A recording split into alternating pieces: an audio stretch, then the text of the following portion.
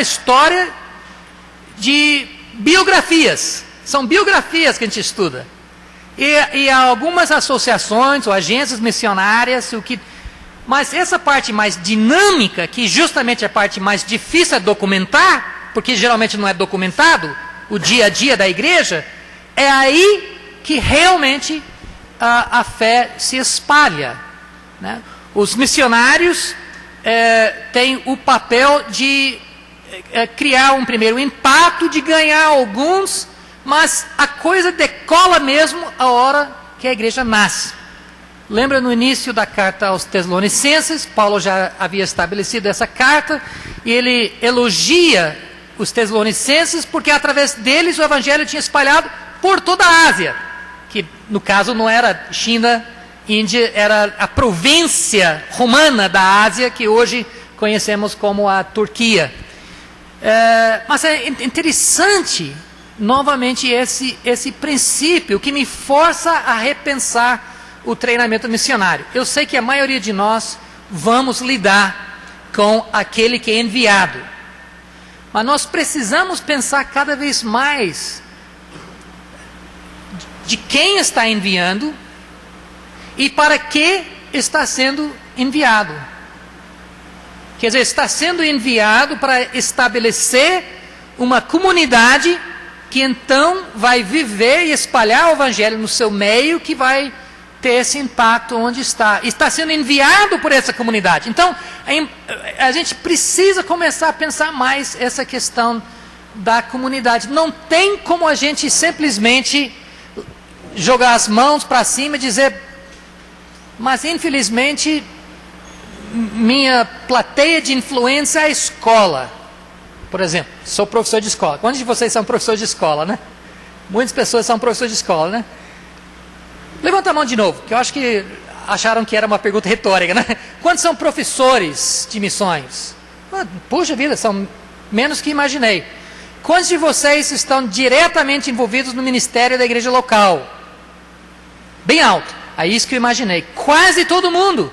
É muito difícil alguém que é envolvido no trabalho de preparo missionário que não esteja envolvido no ministério da igreja local. Então a gente não pode jogar as mãos no céu, simplesmente dizer, bem, isso não é da minha competência. É da nossa competência também. A gente precisa pensar como nós podemos passar ensinos a respeito da igreja missionária, que foi a Bárbara que falou isso, não, foi a Rose Fran. Esqueci quem que falou hoje de manhã, que Jesus, então, acho que foi a Bárbara, estabeleceu uma igreja missionária. Foi a Bárbara, né? Quer dizer, não estabeleceu uma igreja qualquer, estabeleceu uma igreja missionária. Foi Joaquim, seu marido, que me perturbou pra caramba, eu não tinha muita resposta para ele, até que me incomodou, no bom sentido, né? Timóteo, como é que a gente... Tem algum currículo, tem alguma coisa escrito para trabalhar essa igreja? E eu comecei a coçar a cabeça, bem, acho que não. Temos os escritos do Edson, o Oswaldo Prado, que tenta trabalhar geralmente com comissões missionárias da igreja, mas a ideia de plantar uma igreja missionária ou de converter uma igreja de manutenção em igreja missionária, não temos nenhum manual que eu saiba, e eu até questiono se é conveniente ter, porque nós temos tantos modelos de igrejas e tantos variados, que o que se pode fazer, imagino, é dar pistas, dar princípios, nortes, e cada um vai ter que criar isso. Mas este é um desafio para nós, é um desafio que eu estou percebendo, inclusive hoje de manhã, com as perguntas, com a apresentação da Bárbara. Nós temos trabalhado muita escola, a escola tem avançado bastante nos últimos 20 anos, nós temos milhões de quilômetros para andar ainda, não chegamos nem perto, entendeu? Não é que nós chegamos, mas realmente o discurso no meio da Associação de Professores de Missões no Brasil se vocês não pertencem. Nós temos andado, tem conseguido alguma coisa. Mas eu acho que nós precisamos começar a quebrar a cabeça da mesma maneira que nós começamos a quebrar a cabeça em 1992. E hoje são 16 anos depois.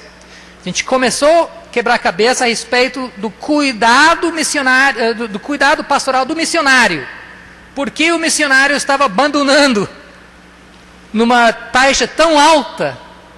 E a escola começou a enfrentar isso e incluir no seu currículo formal, informal e o culto mecanismos que procure trabalhar nisso. De tal modo que aquela taxa foi cortada na metade, não foi? Se eu ouvi direito o relatório do Berthiel, né?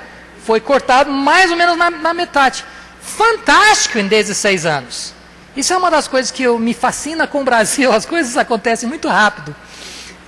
Acontece mesmo. Às vezes eu fico querendo, assim, né, pisar no freio um pouquinho, mas, gente, mais devagar, mas não adianta.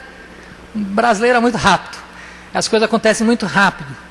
Mas eu vejo isso como um próximo desafio para a nossa próxima década ou duas, de tentar trabalhar de modo mais integral. O que me leva a pensar sobre essa apresentação que eu queria fazer para vocês hoje. Eu queria refletir um pouquinho com vocês sobre modelos de educação no Brasil de modo geral. Foi uma surpresa quando eu fiz essa pesquisa, porque a nossa tendência é pensar, pelo menos a minha tendência, melhor eu falar na primeira pessoa, né? É pensar que a influência nas escolas bíblicas, teológicas, missionárias no Brasil vem mais de fora. Não tem dúvida que tem essa influência de fora. Mas já que essas instituições são cada vez mais dirigidas, governadas, mantidas por brasileiros, então a cultura da educação brasileira acaba entrando também nos pressupostos educativos das nossas instituições. Então quero fazer uma coisa que não tem sido feita aqui.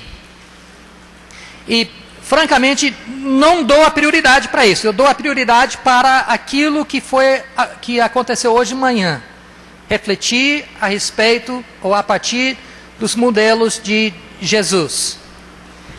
Sempre lembrando que o modelo de Jesus tem que ser encarnacional. Afinal de contas, Deus se fez carne. Quer dizer, parte desse modelo é entender que, por exemplo, uma vez alguém falou, se Jesus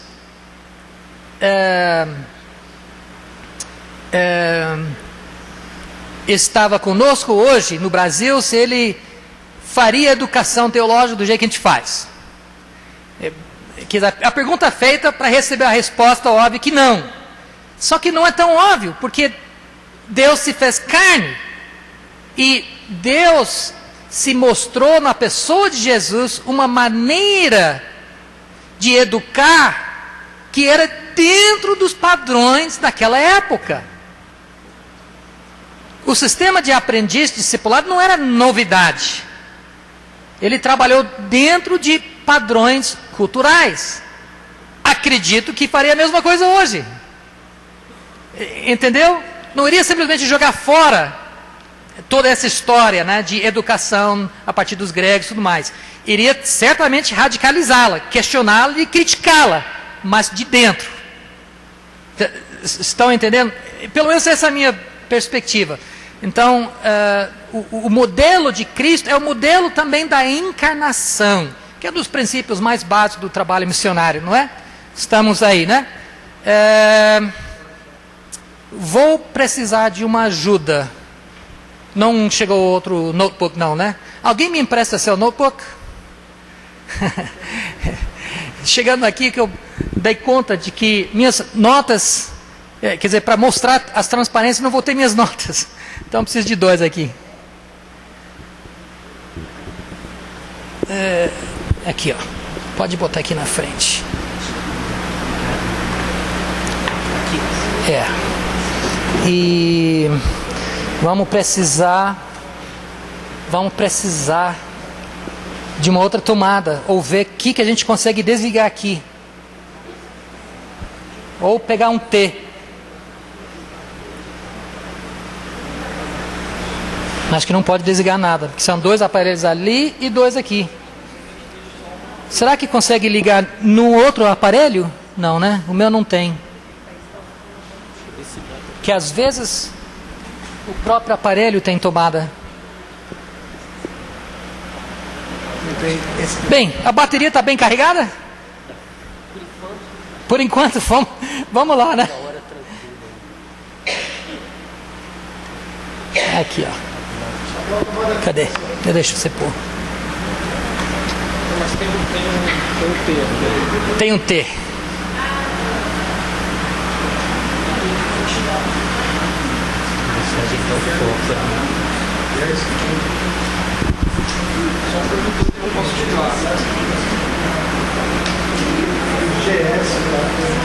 Tá focado, né, gente? Ok.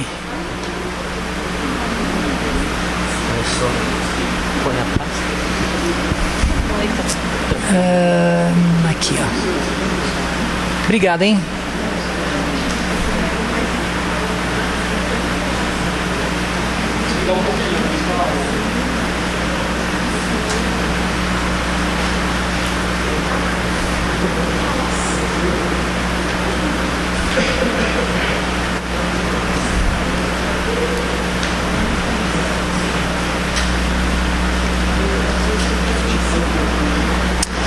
Ok.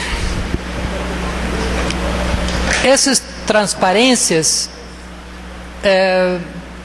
novamente estão disponíveis no site www.missal, que é a missão sem o acento, .info, I-N-F-O. Alguém já procurou? Tinha uma aba baixar? Não achou a aba baixar? Então, hoje à noite eu procuro, tá? Vou tentar facilitar isso para vocês. E o .info, você achou o site, né, irmão? Achou o site. Você viu as abas lá em cima? Você tem que olhar lá em cima, tem umas abas lá onde você abre outras páginas. E uma das abas, se não me falta memória, chama baixar. E daquela aba você tem uma divisão por áreas. Uma das áreas é educação. Então você tem que caminhar um pouco. Deixa eu colocar aqui, qualquer um que queira, qualquer recurso não consegue achar, consegue ler esse aqui? Esse é meu e-mail. Tim, do celular, carriquer@gmail.com. Escreve para mim e a gente dá um jeito.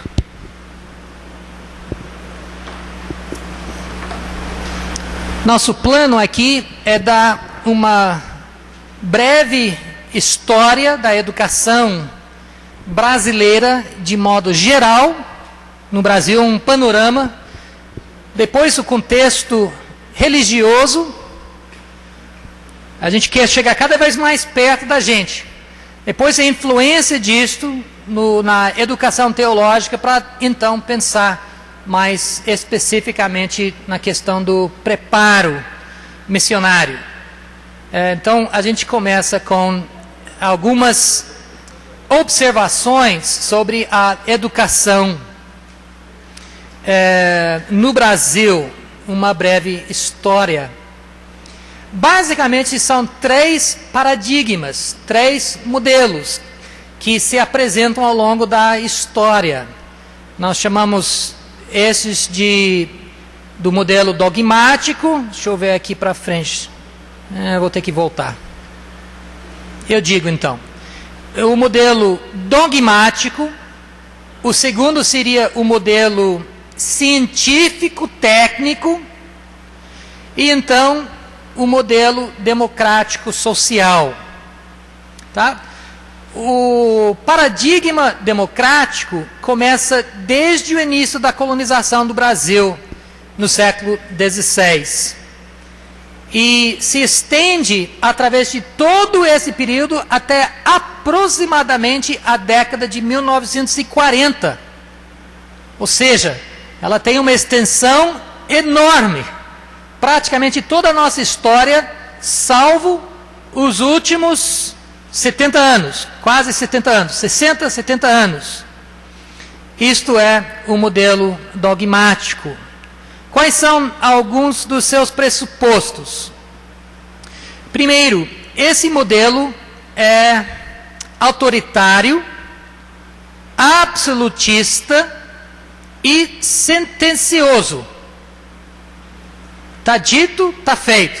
Está dito, a verdade está aí. Nesse período, a educação sofreu 2 eixos de influência. A primeira influência veio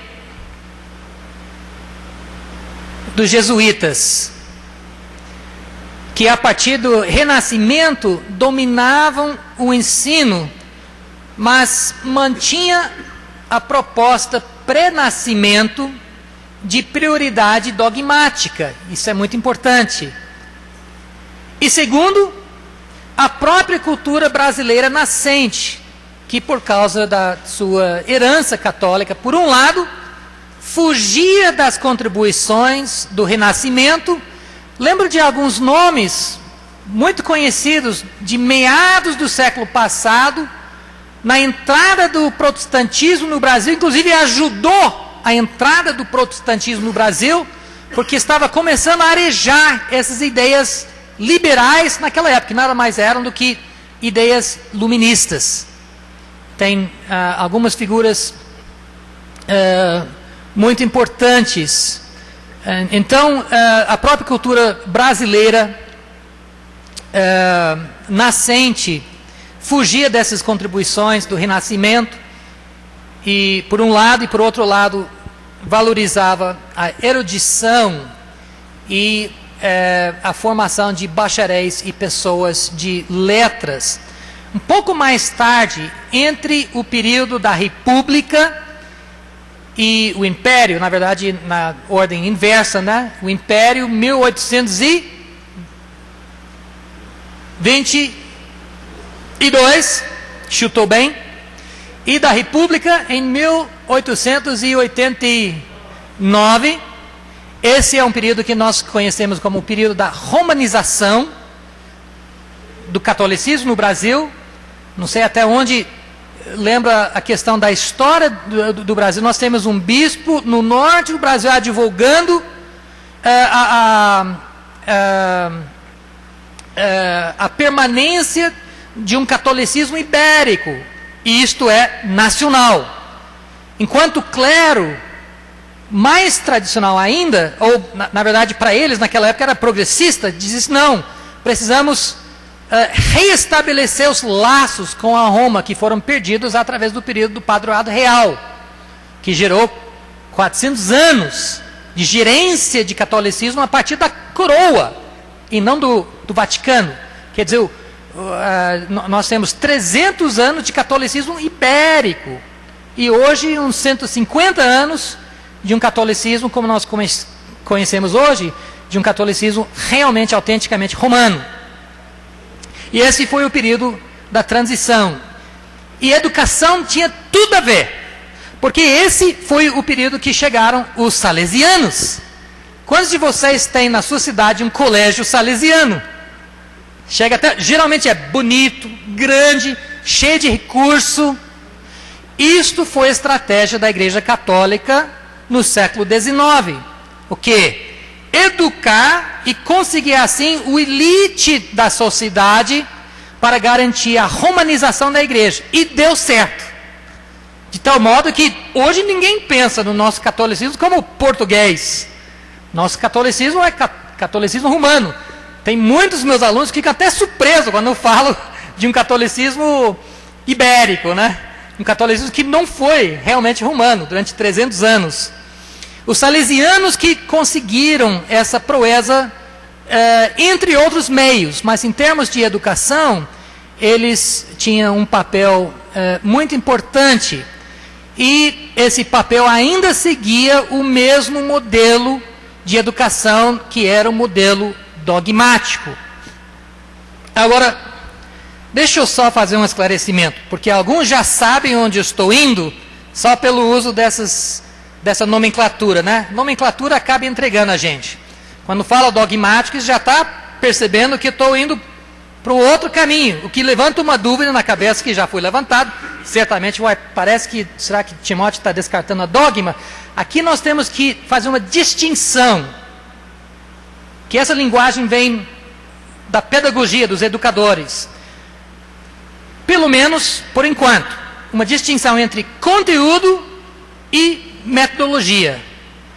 Quando a pedagogia fala de um paradigma dogmático, está falando de uma metodologia, né? Nós não vamos abrir mão de certos dogmas, mas isso é conteúdo. Eles estão falando de um jeito de ensinar, onde os alunos são crianças, sentam, escutam, recebem a informação. Todo mundo conhece aquela imagem que o Paulo Freire fez do funil, né, que enche a cabeça e selou, né? Isto é o modelo dogmático, e é uma herança enorme em termos de método no nosso contexto. Entretanto, surgiu eventualmente um novo paradigma científico, tecnológico, que vai de está errado esse aqui. Não é 800, é 900. 1940. Deixa eu só voltar para trás. Agora eu fiquei com dúvida, porque isso pode até ser. Deixa eu só esclarecer isso. Não que isso é muito, porque realmente estava falando do período da romanização. Salesianos, não. Eu acho que está errado aqui. Na verdade, não importa muito, se bem que tem uma diferença enorme entre 1940 e 1840. Mas o que a gente está tentando seguir é o modelo. O outro falou 1900. É isso que estou pensando também, uma coisa mais recente. Exatamente. Eu acho que vai esclarecer aqui. Então... acho que não menciona Vargas, mas eu tenho essa mesma intuição. Aqui, ó. Importante notar que o segundo período se inicia apenas 300 anos depois. Aí seria 1800? Bem, vamos ver. Isso porque não se deve se surpreender se o dogmatismo ainda mantém influência nas diversas instituições de ensino no Brasil. Mesmo assim, introduz esse novo paradigma científico-tecnológico, fruto muito atrasado do Renascimento e movimentos que esse gerou na Europa. Porque o movimento de iluminismo no Brasil realmente começou junto com a chegada dos protestantes. Então, eu estou com dúvida aqui. Com a construção das ferrovias, que também foi meados do século XIX, e o encanto com a cultura francesa em meados do século XIX, vem tanto a influência do liberalismo anglo-saxônico quanto o positivismo francês. Então aqui a data está correta. O que nós temos, agora desculpe gente, estou entendendo. O período dogmático estende-se de fato até cerca de 1940. Então nós temos um século de sobreposição, em que a transição, algumas escolas vão transicionando melhor do que outras, mas essa questão da diferença das datas.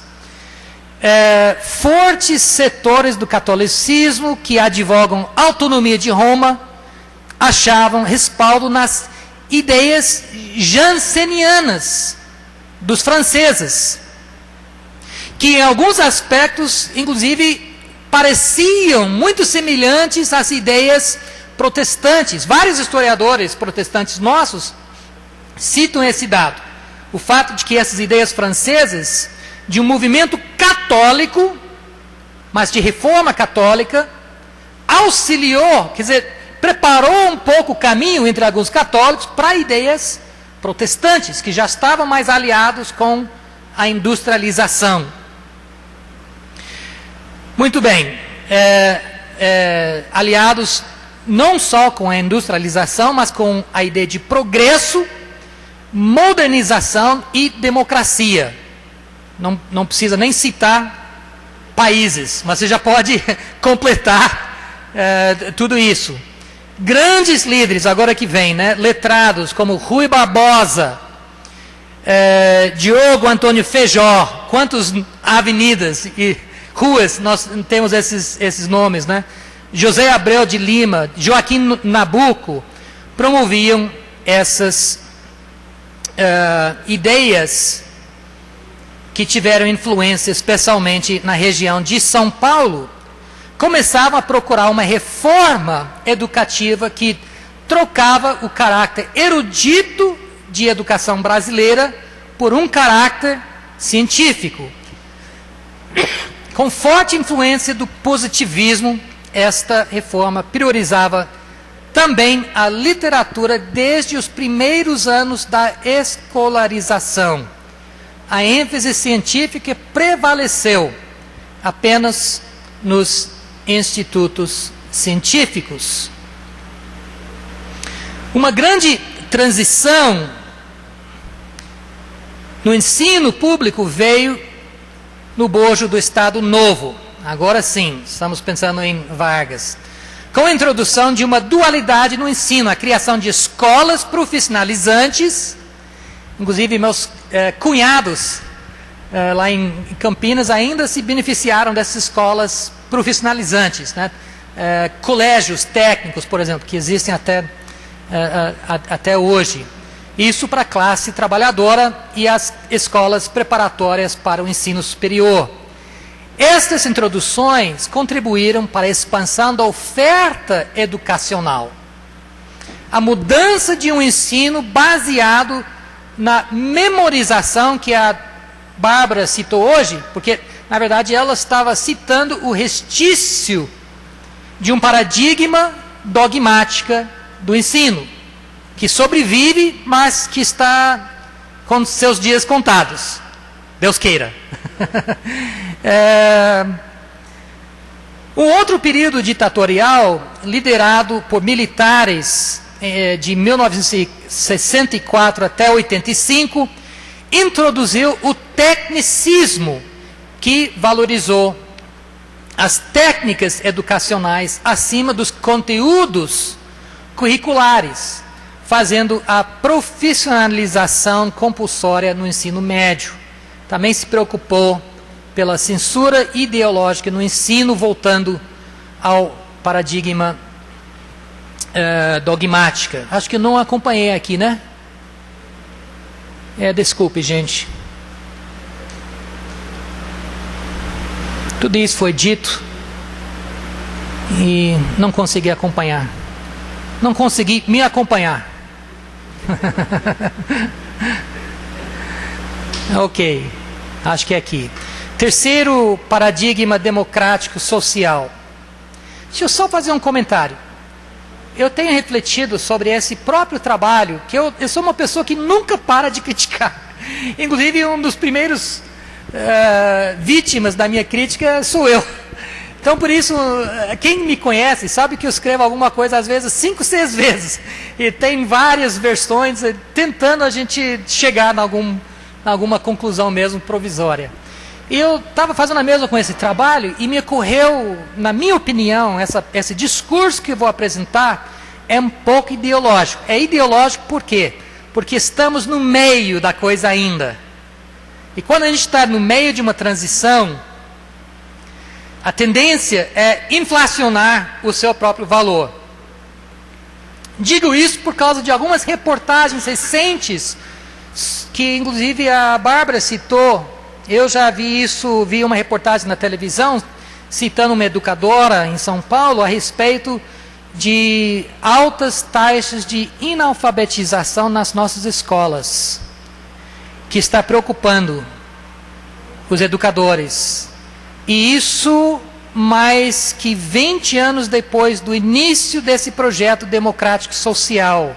O que me leva a ver que, por melhor que seja, eu acho que tem coisas muito boas nessa proposta, ela tem suas falhas que os próprios educadores estão começando a perceber. Eu vou voltar para essa questão daqui a pouco, mas creio eu que nós temos que tentar conjugar as coisas. Me lembro de falar a respeito do ensino democrático de Jesus e o ministério profissionalizante de Paulo. Tá? Me lembro de falar sobre isso. Daí a gente volta para essa questão. Mas vamos apresentar o paradigma primeiro. Paradigma democrático social, só mais uma nota de rodapé. Para aqueles que estão espertinhos, sabem que língua, né? A gente faz jogo para tentar penetrar. Essa linguagem vem dos movimentos socialistas, vem da esquerda. Só que se não vai falar de um ensino socialista, não pega bem, entendeu? Então se muda a linguagem, é democrático social, soa melhor. Mas bem na verdade, a preocupação por trás disto é a comunidade e o grupo social, que é altamente positivo por si só. Estão me entendendo, né? Mas deixa eu apresentar. Eu não consigo apresentar porque eu acabo me interrompendo.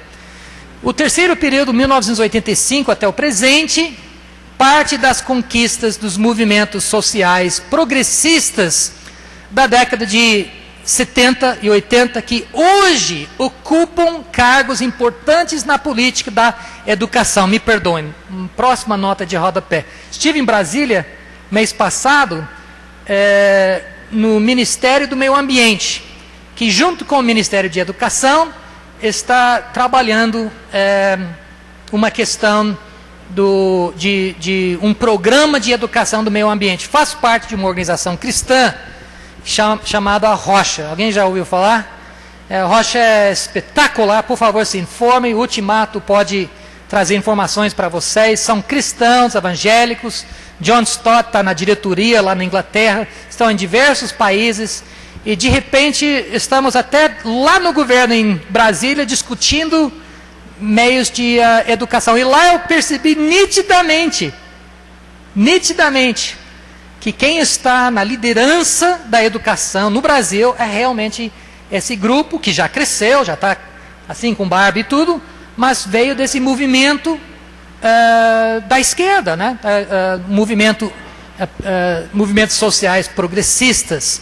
Surge então um novo paradigma democrático social, fruto dessas discussões latino-americanas em torno de uma sociedade mais justa, igualitária e participativa. Todos esses valores, inclusive, reacionários às ditaduras que a região passou em meados do século. Este paradigma democrático social é uma outra maneira de falar sobre a socialização da educação. Tanto o ensino, quanto a aprendizagem, quanto a transmissão, quanto a recepção. Em contraposição ao conceito anterior elitista do ensino dogmático, ou, usando a linguagem do Paulo Freire, bancário.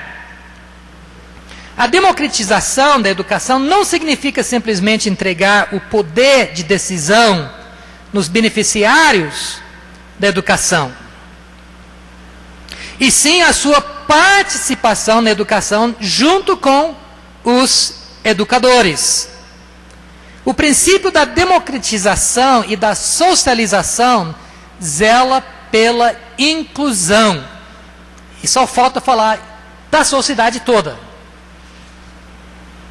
Aplica-se ao desenvolvimento e execução dos programas e projetos de ensino, ao amplo acesso à educação, à formação e aos programas de formação de professores e à postura didática dos professores no exercício do ensino. Só para dar uma ideia, nessa tabela aqui, a letra é pequenininha, né? Dá para ler lá atrás, difícil. Se quiser levantar, chega mais para frente, só para essa transparência, fique à vontade. Mas é uma tipologia de um ensino dogmático e junta com dogmático, científico, tecnológico, em contraposição a democrático social. Tipologia é exatamente isso. É uma criação de uma coisa que não existe, mas, assim, né? É uma, tipo, caricatura para tentar mostrar as diferenças. Então, por um lado, o modelo antigo pergunta como se ensina. Parênteses. Pense nas nossas conversas aqui no Congresso. Pergunta-se como se ensina. O outro modelo pergunta como se aprende. No modelo antigo,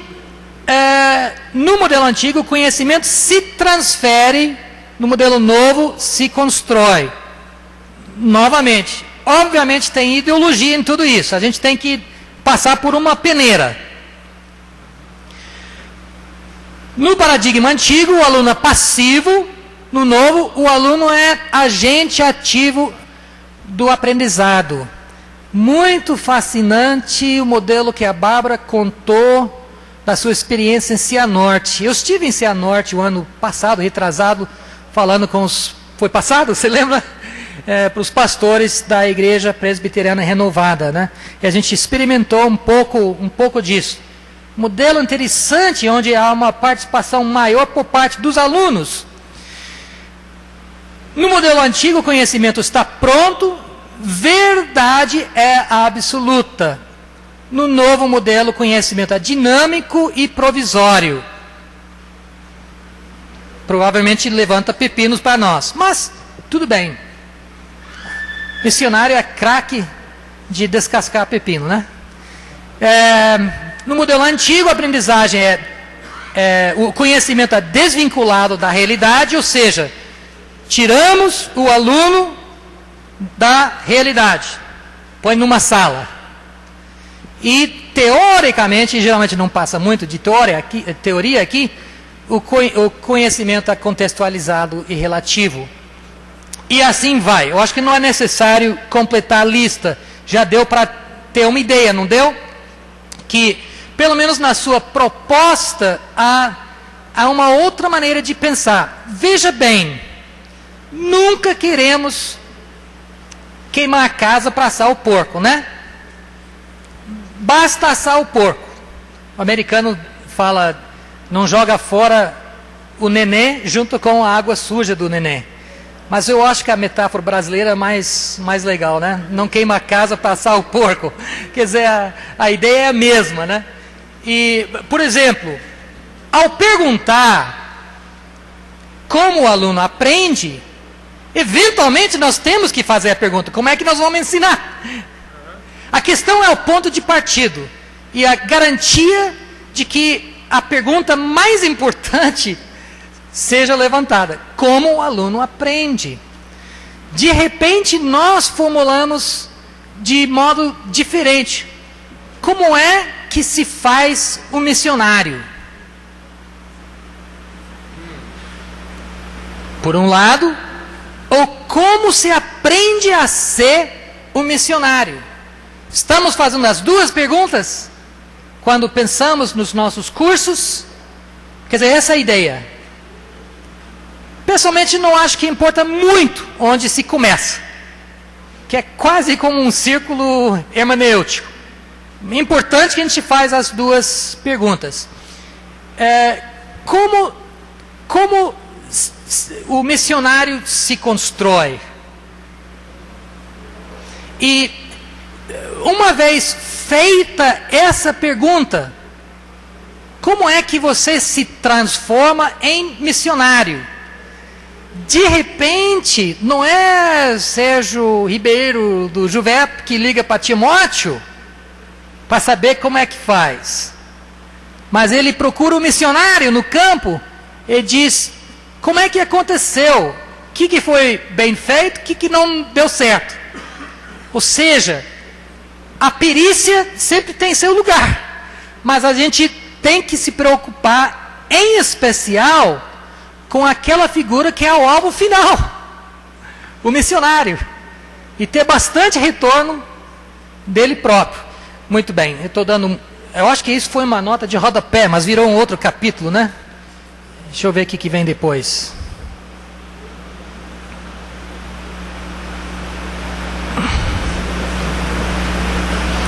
Ok. Essa paradigma, eu acho que não precisa saber muitos detalhes, eu já mostrei que tem vários elementos que alimentaram esse pensamento. O Paulo Freire mencionamos várias vezes, mas mais recentemente Antônio Gramsci. A gente escuta muito esse nome na pedagogia. Teve bastante influência nesses pensamentos. Isso não é tão importante para nosso seminário. É importante saber para depois buscar essas outras informações. Eu comecei, tudo isso eu aprendi daquelas 2 educadoras que são membros da minha igreja, lá em Florianópolis. Uma que trabalha pelo estado de Santa Catarina e a outra que trabalha pela prefeitura. Ambas mestres, pedagogas, entendem muito bem, e certamente nós temos muito a aprender de pessoas assim que estão no nosso meio. Estão no nosso meio. E às vezes quem elabora, eu acho uma gozação, né? Quem faz as nossas escolas, não é, Sérgio? São os pastores. Onde estão os educadores? Na verdade, na EPB tem educadores no meio, né? Mas, e quem sabe eu estou exagerando um pouco, né? Mas nós temos que abrir bastante espaço para pedagogas que podem nos ajudar. Quando nós criamos o curso em Viçosa, Minas Gerais, o Centro Evangelho de Missões, eu tive uma ideia muito ingênua. Era aquela ideia de vamos elaborar as matérias e começar a dar aula. E todo mundo pisou no freio, falando não. E graças a Deus, Deus colocou no meu caminho um colega missionário que tinha feito um PhD em educação. Até perguntei para ele, Zé Martins, alguém conhece esse nome? Zé Martins, por que você fez PhD em teologia? Todo mundo faz em teologia, né? Todo mundo que é pastor, ele era pastor.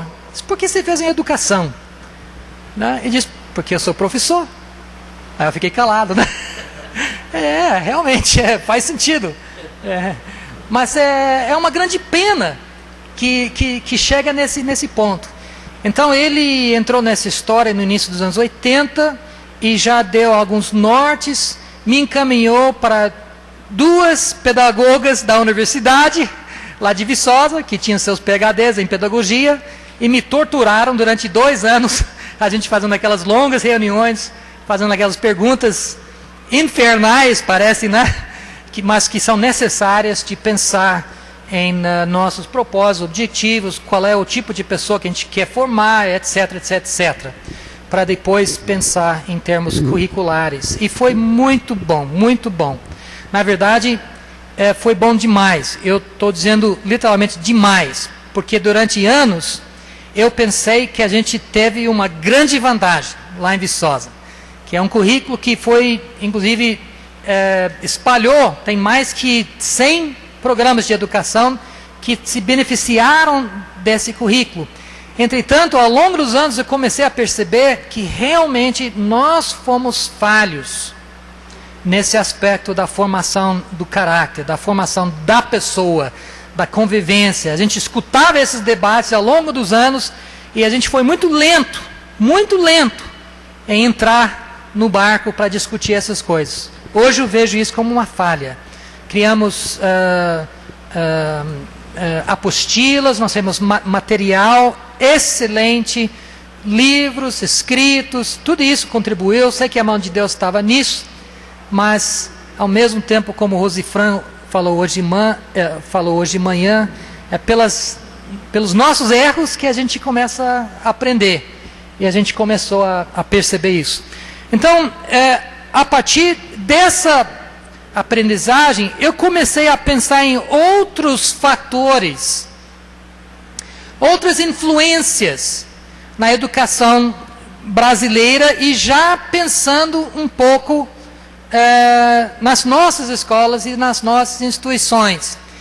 E na minha formação, um pouco mais do lado sociológico, eu penso mais nesses fatores sociais e mais recentes. Por exemplo, um crescimento muito grande nos últimos 12 anos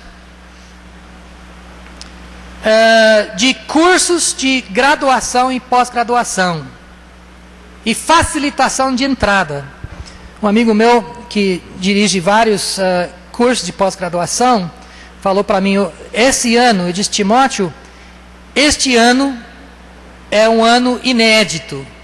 Eu disse, por que é inédito? Na educação, no ensino superior no Brasil.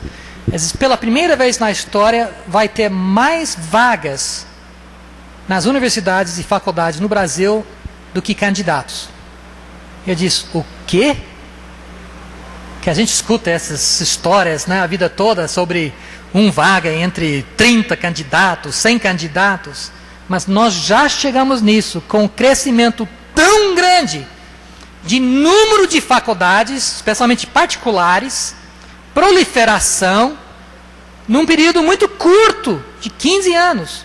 Quando estive na Universidade de Mackenzie, a gente estava desenvolvendo os cursos de pós-graduação em missiologia, educação cristã, aconselhamento pastoral. Eu estava comentando com um administrador, que é um presbítero da igreja, um administrador da universidade, passando por esses outdoors, que fazem propaganda, né, das suas faculdades. Puxa vida, mas esse negócio está crescendo muito. Isso foi em 95. Ele disse, é verdade, Timóteo, mas você precisa saber, porque ele cuida da parte financeira administrativa. Ele disse que se tem alguma coisa que dá lucro no Brasil, é curso de pós-graduação. Dá muito dinheiro. Então tem uma corrida tremenda de estabelecer cursos. Isto tem implicações educacionais, obviamente. Começando com oferta. De repente tem um monte de pessoas querendo entrar. E influi o motivo pelo qual entra. Quanto mais quer entrar, mais a tendência é querer entrar pela titulação. A Bárbara levantou esse nó, que eu não sei como resolver.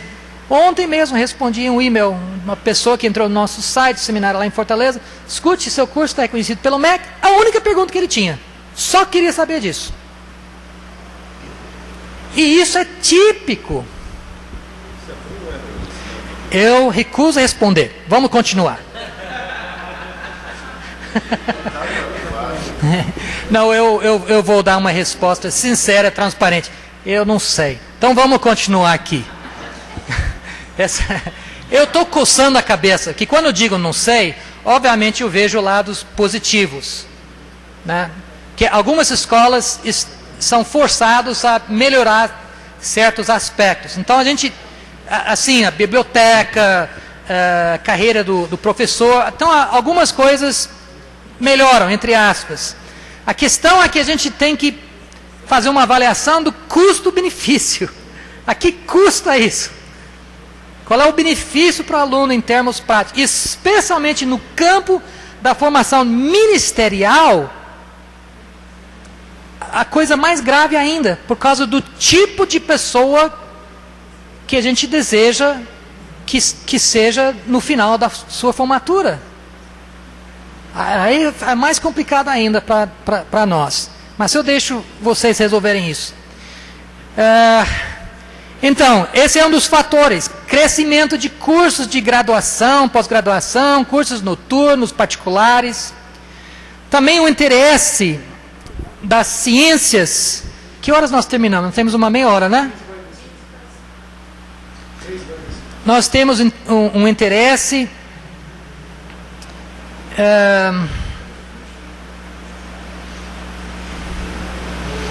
a partir dos anos 60 houve uma transformação na organização de cursos superiores na área de ciências sociais.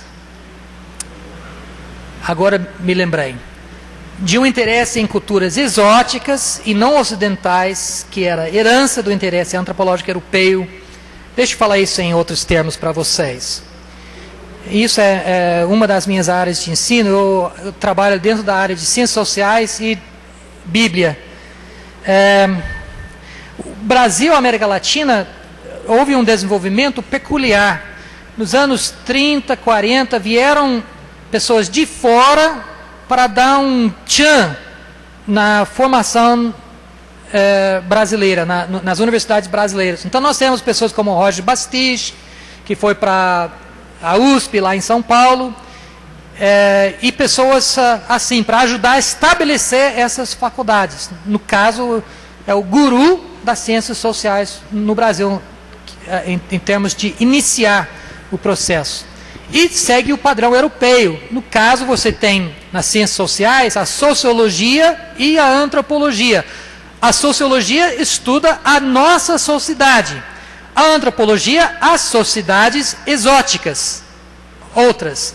Para um francês, um americano, um inglês, são os africanos, os neozelandeses, os asiáticos, os latino-americanos. O que acontece quando esses cursos vêm para a América Latina? Quem que é o exótico? Bem, para a primeira geração, Darcy Ribeiro, que foi aluno desse pessoal. Então você procura os índios. E a tese de doutorado dele foi em cima dos Yanomamis. Entendeu? Todo o seu estudo. Mas até ele próprio começa logo a virar sua atenção para a civilização brasileira, a sociedade brasileira. Então, essa distinção entre sociologia e antropologia acaba caindo por terra. E inicia-se faculdade de ciências sociais. Põe tudo junto. Mesmo que, às vezes, os cursos, você tem formação em um ou outro. Ou seja, começa uma mesclagem. Tudo bem. Só para dizer que tudo isso faz parte do contexto de educação mais recente, que tem alguma coisa a ver com o nosso interesse de formação missionários. Eu não sei se ficou óbvio para vocês por quê, mas a gente pode tratar isso um pouco mais adiante. Outra coisa que foi absolutamente inédita é a urbanização. A América Latina é o continente que experimentou a urbanização mais rápido do que qualquer outro continente no mundo inteiro. No início do século, de 20% urbano, para o final do século, 20% ou menos rural. Exatamente uma inversão. Por incrível que pareça, a urbanização em escala maior aconteceu antes na Ásia, muito antes na Ásia, e antes até mesmo na África.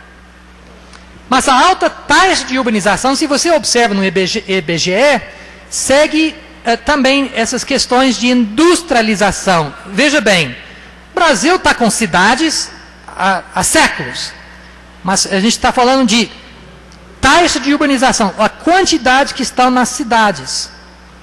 Foi a partir dos anos 40. Os anos 40 são os anos dos nossos pais, pelo menos dos meus pais, não sei de vocês, né? Para vocês talvez não seja, né? Mas não é a sua avó. Quantos aqui lembram da sua avó, falando do sítio, da fazenda, não sei o quê? Uma vivida que se não tem. Seus netos não vão falar